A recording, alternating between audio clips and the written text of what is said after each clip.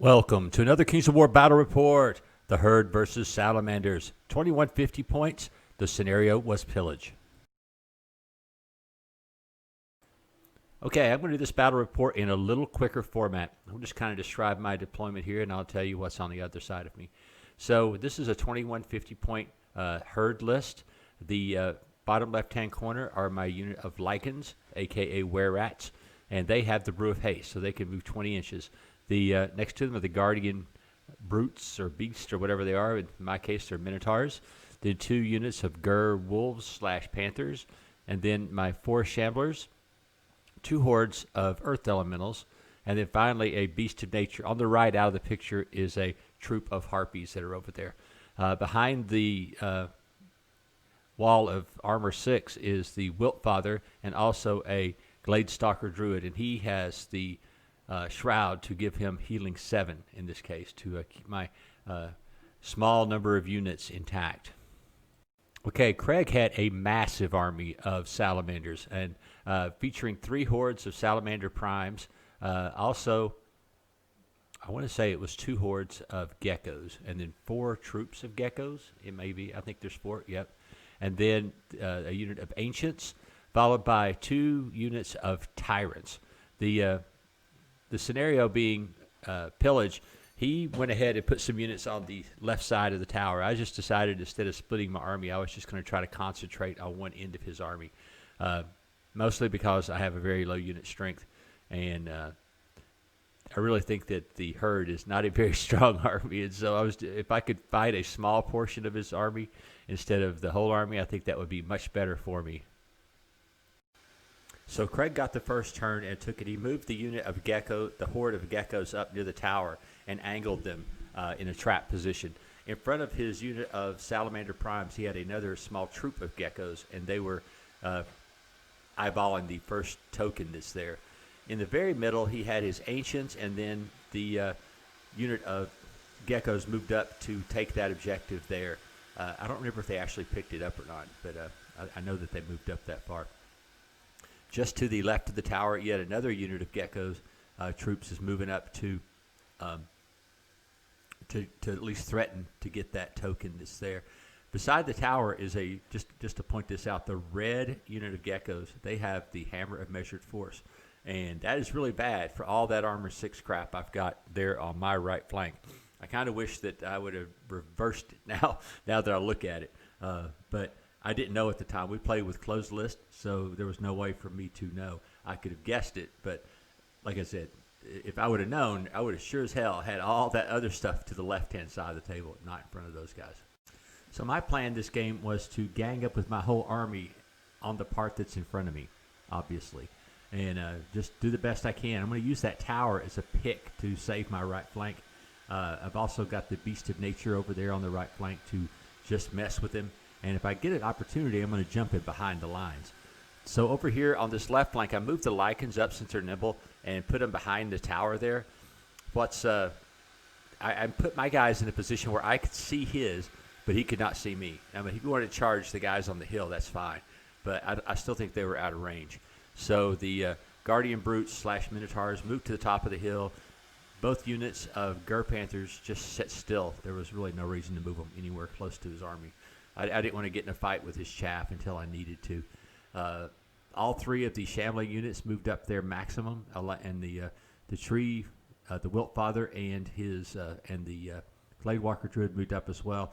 I did move the Beast of Nature up, and like I said, I'm just trying to maybe draw out his line a little bit by making him position, not to get charged by that thing. So during his turn, he went ahead and moved one of the units of geckos up and snagged my 2-point token and started moving and moved backwards. Actually ended their turn on it, and then they're going to back up with it to try to get away from me and try to sucker me into some charges. Everything else just kind of moved back just a smidge because I think he respected the long charge range of the Guardian Brutes and the 20-inch charge range of the Lichens. Everything else just kind of jiggled around. He moved some more geckos up to threaten my Beast of Nature. I just didn't want to get charged by those stupid things and him roll one lucky wound and ground me, and I'm sitting there trying to kill those little bastards the whole game. So I was pretty spent a lot of time trying to avoid those things so that would not happen to me. So I had a bunch of stuff I'm trying to do this turn, and one of the things that Craig and I do is to kind of explain the other person before we move is generally what we're trying to do. And that's what we did in this case, because I knew I had a whole bunch of squirrely things going on that, I knew were all legal, but I wanted to make sure that he saw me moving and everything like that. And that's just to keep from having misunderstandings during the game. And we didn't. It was all good, but I just wanted to say that, sometimes that is a really good way of playing. To go ahead and just say, hey, look, this is what I'm doing. And the other guy could just look at you and say, no, that's not possible. Or, well, maybe you can, maybe you can't. Let's look at it. So anyway, that's just a point of playing. I think it's a good sportsmanship thing. So anyway, the Lycans ran right around the tower. Like, remember what I said, that I could see them, but they could not see me with their leader point. I could just see the corner of the unit, and that allowed the Lycans to go into combat and destroy that unit of geckos. The Guardian Brutes went ahead and charged another small unit of geckos, a troop there. And I used the nimble move of the Gur Panthers to move up and block off his countercharge into my Guardian Brutes. They are really a glass hammer. They can dish it out, but they can't take anything as a return hit. They are just horrible, honestly. The Shamblers, Tree Shamblers, moved up and charged a unit of geckos. And then over on the right, both units of Earth Elementals went ahead and charged into a unit of geckos over there. I'm just trying to jam everything up. And like I said, I did not know those guys had the measured force, or I would have been a lot more cautious about just singing up there in front of him.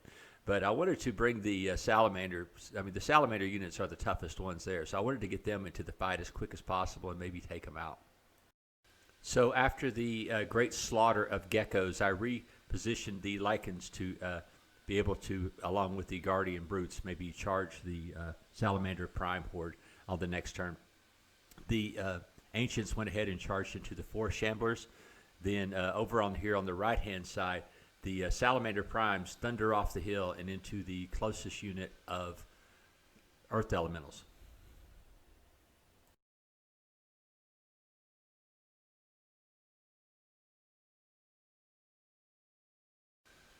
So the Salamander Primes did butcher the Gur Panthers and turned to face toward the Guardian Brutes and the Lycans. The Salamanders on the right-hand side did a couple of wounds to the Elementals, but not too many.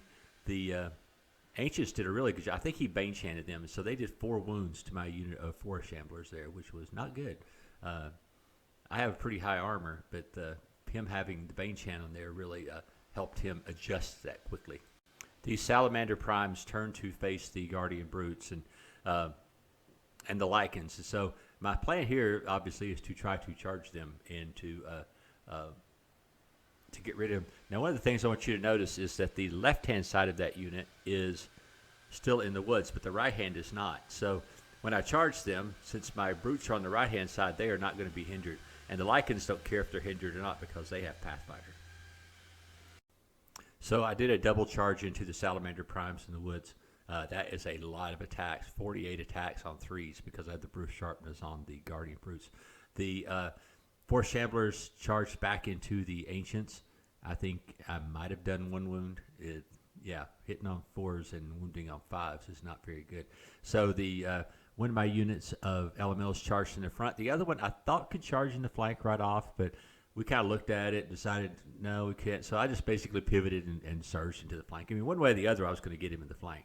But by having to surge, it means I lost the ability to fight this turn because of having to surge. And plus, I used my healer to go ahead and heal my Forest Shamblers up because of taking 4 wounds. And I had them back down to just a single wound. And so they were just going to be the same fight as it was the turn before. So the dual charge from the Lycans and the Guardian Brutes did go ahead and destroy that unit of Salamander Primes. I backed up the Lycans. It turned out it wouldn't have mattered. He could have charged either unit that he wants. So the Salamander Primes, though, here in the right-hand side, they ended up being wavered. I didn't roll enough damage to knock him over the top because, I mean, Salamanders have a really high leadership, and he had the unit there that was giving him inspiration. Now, like I said, if you think about what happened with the flank charge, if I hadn't had to use the surge on the from the tree man, I could have charged in there and finished him this turn, and this was my bad. I should have just waited and just took the damage there, surged in, and threw that 10 swings into that unit of Salamander primes and busted them wide open, and then I could have done. But I don't know. I guess I was playing a little cautious right here. Because I saw those tyrants coming in the back there, and I thought maybe having that unit between me and them would probably help later in the game. So yeah, because I didn't kill the Salamander Prime Horde, the geckos were able to charge the geckos with the hammer and measure force were able to charge my Earth Elementals in the flank. That was not going to be good for me. His other guys, his Ancients charged right back in. Over on the left, I believe his Tyrants charged into my Guardian Brutes, and his hero there charged into the unit of Lycans. So over here on the left flank, yeah, the Tyrants easily destroyed my poor unit of Guardian Brutes. Both units are kind of similar, just to the fact that they're both glass hammers and hit on 4s and don't have much armor. So that's going to open up an ability to charge them on the next turn with the Lycans and also potentially the Beast of Nature, who's now looking at their flank. I don't think Craig saw him back there. I don't know. Maybe he did, maybe he didn't. Just figured. I don't really think there was any way that he could avoid getting flanked by something, either that thing or, and you don't really want to take the 36 from those Lycans in your flank. So it probably just was a lesser two evils. Did heal up some guys there with in the previous turn, got my 4 Shamblers back up. I cannot believe I lost that unit of Earth Elementals from those stupid geckos. It just seems like some days when the dice decide to go, his dice really spiked. I mean, he rolled like 25 hits out of the 50 swings, or it was really high. And then I'm thinking, okay, I can handle it. And then he just rolls again out his ass. The next thing you know, I popped, and I was just out of range. This list does not have enough. I'm going to have to figure out what to do with it. I mean, if I want to keep using this list, it does not have enough Inspire. And everything is just, anytime it has to make a roll, it's just, cross your fingers. So I'm going to have to fix that in this list, even if I ever play this list again. It's not very impressive to me. But anyway, yeah, so then his skinks turn, his geckos turn, rotated back to, I guess they're going to be second in line to kill either this other unit of elementals or the Wilt Father himself. So yeah, I made an excellent charge into the flank of the Tyrants with the Beast of Nature and the Lycans. So got them up to 12 and was ready to roll morale. And guess what I rolled? Oh yeah, Snake Eyes. It's the second game in a row I've rolled a crucial Snake Eyes in the absolute most inopportune time. Yeah, it was bad. My 4 Shamblers I think I did a couple of more wounds to his Ancients. And then between the Wilt Father and the unit of Earth Elementals, we went ahead and killed that Salamander Horde. And like I said, there's kind of a mistake on my part. I should have went ahead and charged in before and got him out of the way. And then I would have been facing that stupid unit of geckos with the measured force. And they wouldn't have done near as well as they did during this game. So off the top of the hill, the geckos came down and charged my 4 Shamblers in the flank. And I think his Ancients did 2 wounds to me this turn, and which was actually probably a little low, but I'm armor 5, so I don't know. And then, but those guys came in, and Craig did it again. He rolled just, I don't know, I think he did like 14 wounds or something out of him. Yeah, that's a lot of swings, but okay, you figure it's 50 swings, you're gonna get 16 hits, 8 wounds. I mean, he almost doubled it. Well, at least third again, anyway. But yeah, he wiped me out. Even though this time I had a guy there that could inspire. But yeah, it was bad. I was getting really not happy at this time because the dice were just absolutely kicking my ass. And then of course the tyrants just destroy my unit of lichens because when I rolled the snake eyes the other turn, then that was going to be it for them. So in my retribution turn, the Beast of Nature did go in and did 5 wounds to the tyrants and sent them off to the great little pumpkin patch in the sky. Between the Wiltfather and the elementals, I killed that unit of geckos with the hammer measured force, and then turned the earth elementals toward his unit of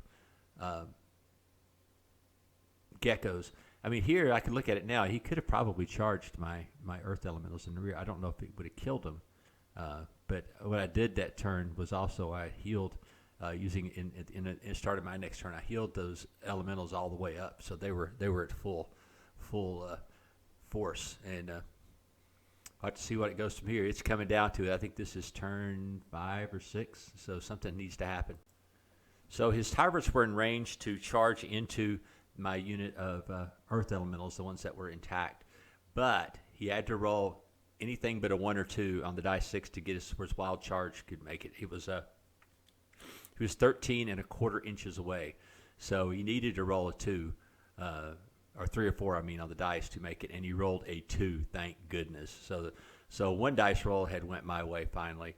The earth elementals then were able to kill that unit of geckos and take their token back. So right now I'm in pretty good shape token-wise. So his ancients had went ahead and tried to charge the Wiltfather and to do something to him, which they didn't. And then but that opened up the rear for the Gur Panthers and the Beast of Nature to charge into them to win the game. And so what happens is that I did charge everything into his rear, and of course I've had the Wiltfather, and he was already on like 8 or 9 wounds. It was just a foregone conclusion that he was going to die, right? Yeah, just roll snake eyes, he said. Right, snake eyes. That's exactly what the hell I rolled the second time during the game at the most critical point. So I got up to leave. I couldn't stand it anymore. I was already not in a good mood from the snake eyes earlier, and then Craig spiking dice on rolling to hit, and so he said, no, he's the king of sportsmanship. He said, just roll it again. If you get the second time, you're done. So we rolled it again, and I did kill that unit and get all the tokens. So now I'm ahead and to win the game. Now I feel bad about this because now I'm going to win the game. So what we did is we decided to just call it a draw because of his sportsmanship. There was no reason that he should take a loss because of being generous to me. So we just called the game a draw and shook hands, and it was over. But that was just crazy.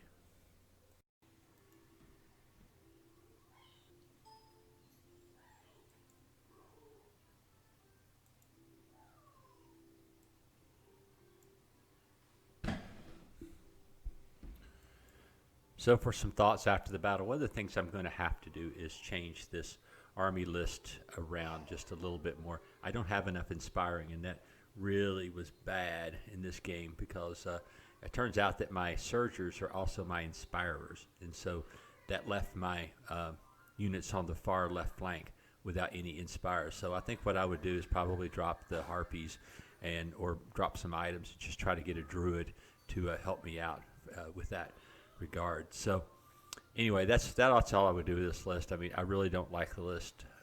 If I figure out some way to use a little bit less expensive stuff and still keep up the effectiveness, I will. But I'm not really a fan of the herd list. My friend Sean is the one that's been wanting me to play it, and I've played it a few times online, basically the same list. But and I've been successful for the most part. It's just that it just has to be the right matchup, and there are just matchups that are nightmares for this list that would just be horrible. I mean, any kind of fast elf list would eat me alive. So anyway, got over the game, and as far as Craig's army, he's got his new horde list, which I like because I like horde list. That's one of my things. I really enjoy it. The best unit in his army was that stupid unit of geckos with the hammer measured force because it was deployed well right against all my armor 6 guys, and so yeah, those guys were good. I think that it's pretty hitty, but I really think that one of those units of Salamander Primes needs something, whether it's brew sharpness or blessing of the gods, something just to help with their. Since they hit on fours, it's just it's kind of back to my theory. Sometimes I'd rather have 2 good units than 3 bad units. As far as 3 units that are average or 2 units that are just crack good, and that's just a theory of mine anyway. But yeah, those units of Salamander Primes are very powerful, and I guess the thing I took advantage of this game was being able to fight his entire army over on his right flank and my left. If I would have had to fight him all the way across the table, he would have made such short work of me. It would have been awful. So time to redress the herd list and come up with something better maybe, or just do what I want to do, which is I'm just going to use forces of nature, which I really like, and just keep using them instead of using the herd.